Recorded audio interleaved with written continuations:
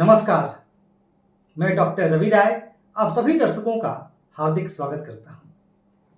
प्रिय दर्शकों, इस कार्यक्रम में बात होगी वृषभ राशि के जातकों के लिए वर्ष 2025 कैसा रहने वाला है।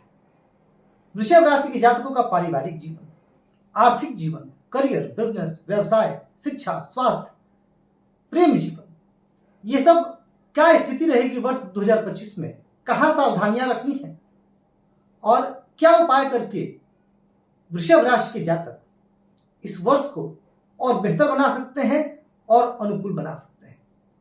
हम तमाम पहलुओं पर बात करेंगे।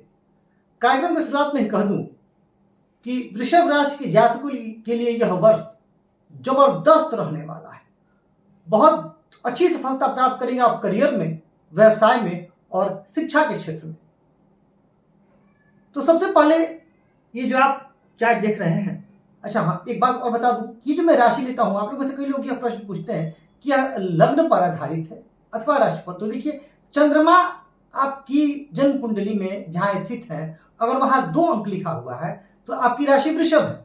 अब यदि आपको जन्म कुंडली देखने नहीं भी आती तो भी आपको करना क्या है, आप सिर्फ अपनी कुंडली देखें और देखिए क्या चंद्रमा जहां स्थित है वहां 2 अंक लिखा हुआ है।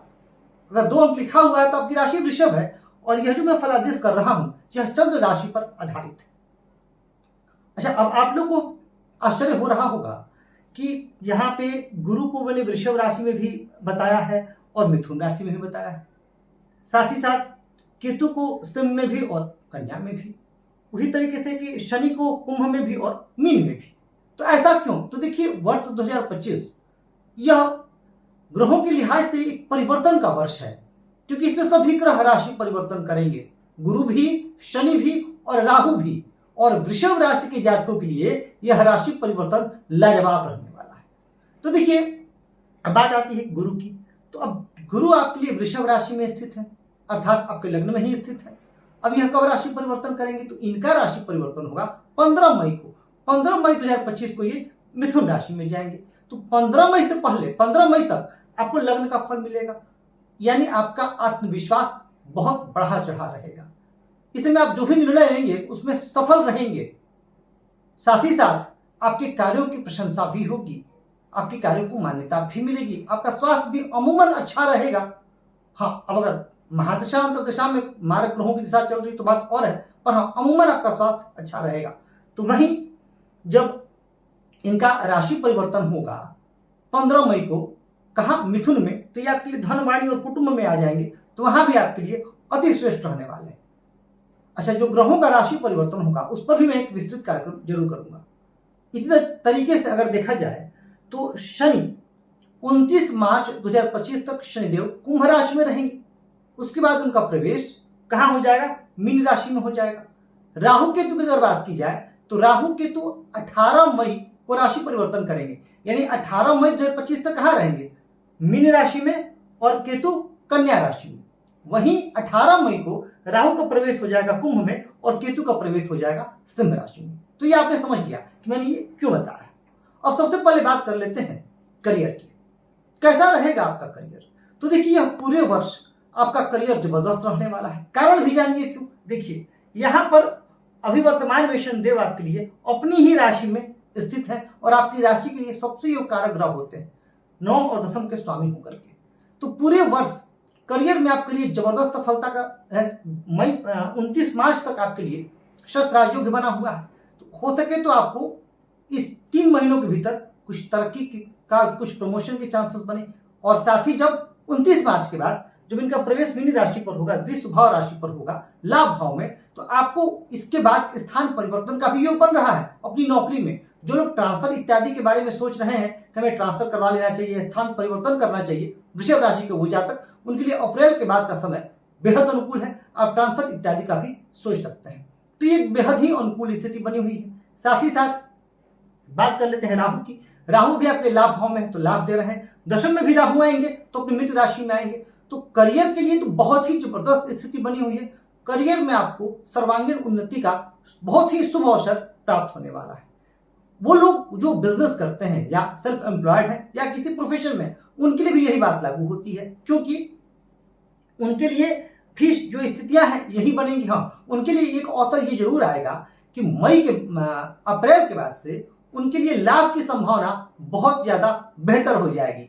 तो वहीं जब राहु का प्रवेश दशम भाव में होगा 18 मई को, उस समय में आपके प्रतिद्वंदी आपके खिलाफ कुछ षड्यंत्र कर सकते हैं, परंतु आपको उन षड्यंत्रों से भयभीत नहीं होना है। आप उन षड्यंत्रों पर विजय प्राप्त करके आगे बढ़िएगा। चुनौतियां मिलेंगी, आप उन चुनौतियों को स्वीकार करिएगा और उनसे पार पा करके अपने आप को स्थापित करिएगा और जबरदस्त तरीके से करिएगा।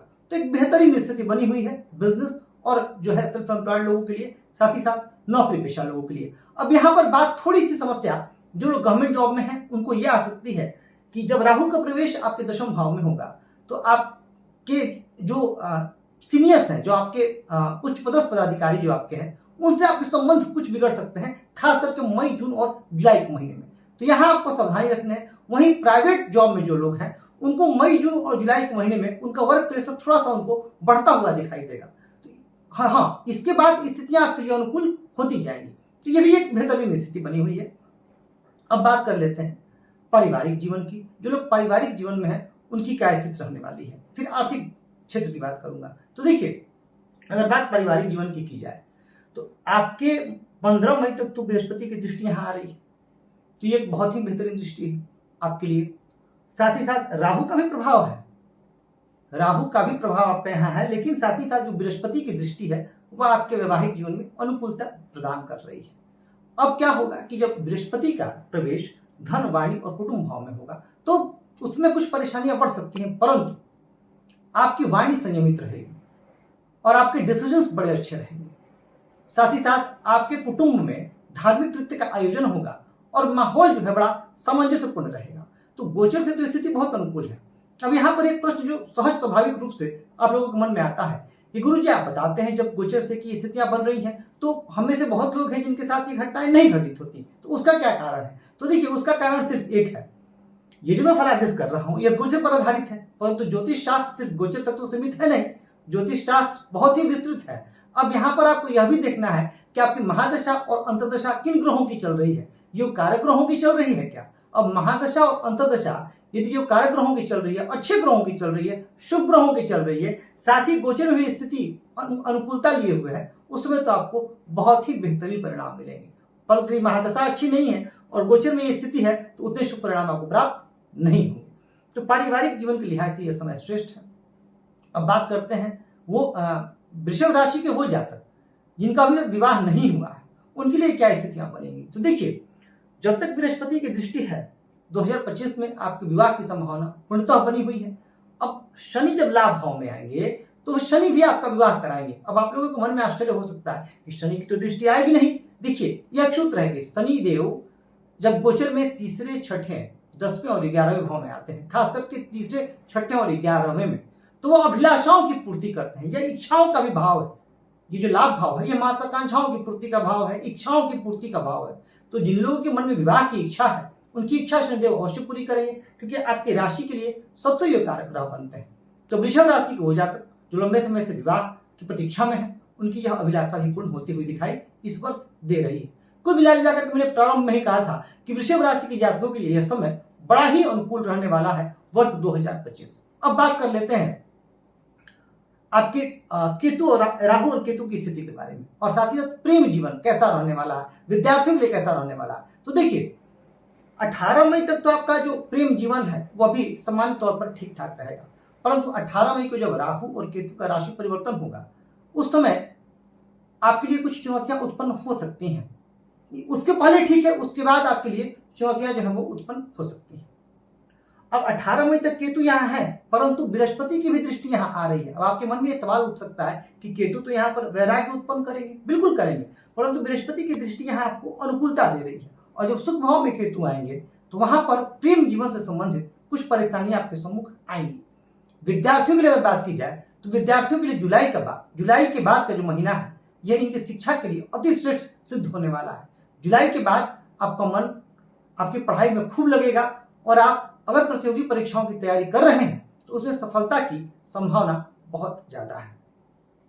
तो कुल मिलाकर के हमने ये समझा। अब आ जाते हैं स्वास्थ्य की क्या स्थिति रहने वाली है। तो देखिए, जहां तक बात मैं स्वास्थ्य की करूं तो पूरे वर्ष आपका स्वास्थ्य बहुत ही अच्छा रहने वाला है, बेहतरीन रहने वाला है, परंतु वर्ष के कुछ विशेष माह जैसे मार्च अप्रैल, इन महीनों में आपको स्वास्थ्य संबंधित कुछ परेशानियां हो सकती हैं। जुलाई के महीने में आपको हो सकता है। अक्टूबर और नवंबर, इन महीनों में आपको अपने स्वास्थ्य का विशेष ध्यान रखना है। साथ ही साथ वृषभ राशि के वो जातक जिनकी मंगल की महादशा चल रही है या जिन कुंडली में बृहस्पति की महादशा चल रही है, कि बृहस्पति धन देते हैं वृषभ राशि वालों को, लेकिन स्वास्थ्य के मामले में कुछ परेशानी उत्पन्न करते हैं, उनके लिए हड्डियों से संबंधित समस्याएं, रक्त विकार और इम्यूनिटी सिस्टम जो है वो कमजोर हो सकता है। एलर्जी इत्यादि की समस्या भी आपको इस वर्ष देखने को मिल सकती है, पर वह समस्या ऐसी नहीं होगी कि आप उस पर काबू नहीं पा सके। और जिनकी महादशा अच्छी ग्रहों की चल रही है उनको अमूमन इस वर्ष स्वास्थ्य संबंधित कोई बड़ी समस्याओं का सामना नहीं करना पड़ेगा। तो ये ओवरऑल हमने एक समझा वृषभ राशि के जातकों के लिए पूरा वर्ष कैसा रहने वाला है। अब ध्यान कहाँ कहाँ देना है, क्या क्या सावधानियां रखनी है। तो देखिए, अक्टूबर और नवंबर के महीने में आपको वाहन चलाते समय सावधानी विशेष तौर पर बरतनी है, इस बात का आप ध्यान रखेंगे। जब केतु 18 मई के बाद जब केतु आपके सुख भाव में आ जाएंगे और ये भूमि, भवन, वाहन, माता, जनता, सुख इनका भाव है, उस समय क्या परिस्थितियां उत्पन्न होंगी, ये सभी वृषभ राशि के जातकों के साथ हो सकता है जिनकी महादशा उतनी अच्छी ग्रहों की नहीं चल रही। अब यहां पर क्या होगा कि केतु का सुख से संबंध बनना और वह भी शत्रु राशि में बनना यह ठीक नहीं है। अगर मई के बाद आप भूमि में निवेश करने का सोच रहे हैं, प्रॉपर्टी में निवेश करने का सोच रहे हैं, तो आपको थोड़ी सावधानी बरतनी चाहिए।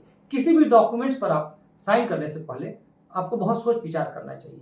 साथ ही मई जून के बाद अगर किसी अपरिचित से मुलाकात होती है और वह मित्रता में बदलने का प्रयास करता है तो आपको थोड़ा सावधान रहना चाहिए, क्योंकि यह भाव जनता से भी संबंधित है और यहाँ केतु है और राहु का प्रभाव रहेगा।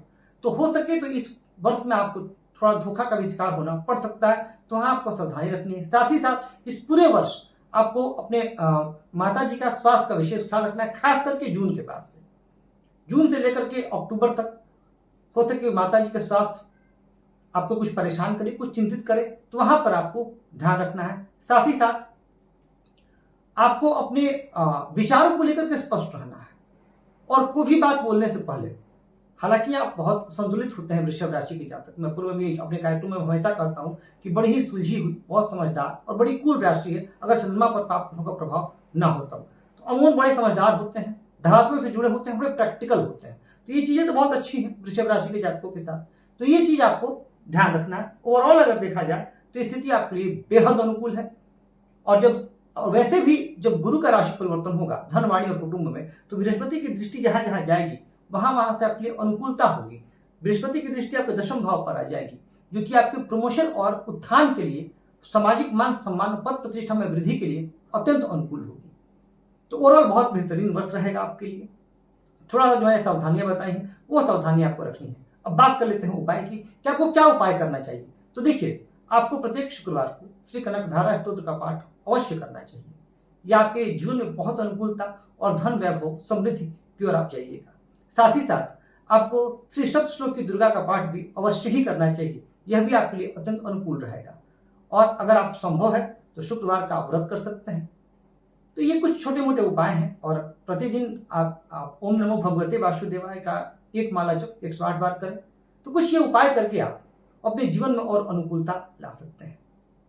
तो प्रिय दर्शकों, यह हमने समझा कि वृषभ राशि के जातकों के लिए वर्ष 2025 कैसा रहने वाला है, यह पूरा वर्ष कैसा व्यतीत होगा। हाँ, एक बात पुनः कहूंगा कि जो भी राशि परिवर्तन होगा, गुरु का, शनि का, राहु का, इन पर मैं एक विशेष कार्यक्रम करूंगा, और जहां जहां गुरु, राहु और शनि की दृष्टि जाएगी उसके बारे में हम बहुत विस्तृत बात करेंगे। यह जो एक हमारा आज का यह जो कार्यक्रम है, यह आपको एक इंसाइट देगा कि पूरे वर्ष 2025 में आपका पूरा वर्ष कैसा रहने वाला है। और कमेंट करके बताइएगा जरूर यह कार्यक्रम आपको कैसा लगा, और कोई सुझाव हो तो वह भी देने में संकोच मत करिएगा। मैं आप सभी दर्शकों के स्वस्थ, सुखी, समृद्ध, यशस्वी एवं दीर्घायु जीवन की कामना करता हूं, और प्रभु से प्रार्थना करता हूं कि अपने जीवन में हमेशा तरक्की करते रहें। इस कार्यक्रम में बस इतना ही। धन्यवाद।